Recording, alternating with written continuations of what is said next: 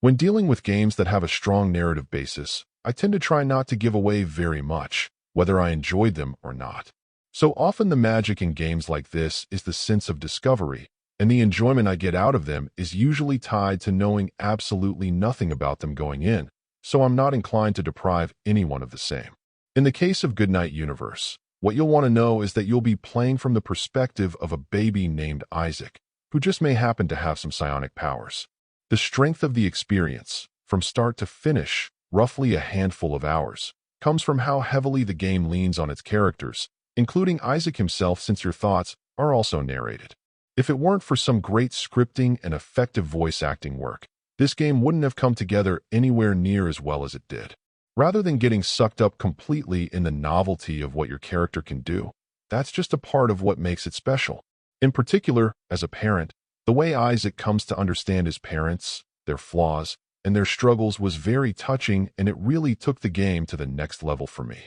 Sure, the nefarious troubles that come your way offer their own narrative flair and fun, but for me the family interactions remain the game's highlight.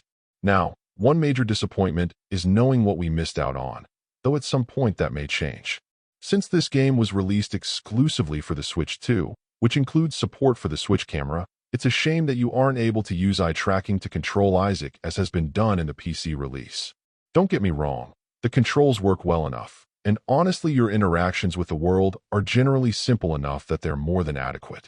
That said, using a different and distinctive means of control to experience the game as well could have really made it stand out. Since for the most part the story is advanced by you simply working out what you should be focusing on next, even if the tracking controls were relatively primitive, I'd imagine they could add some real novelty. So we'll hope to see support for that added at some point.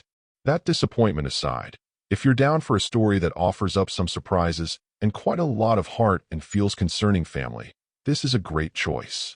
Overall, my final score for the game ended up being at 8.4. And if you're interested in picking it up, it's currently available on the Switch eShop for $19.99.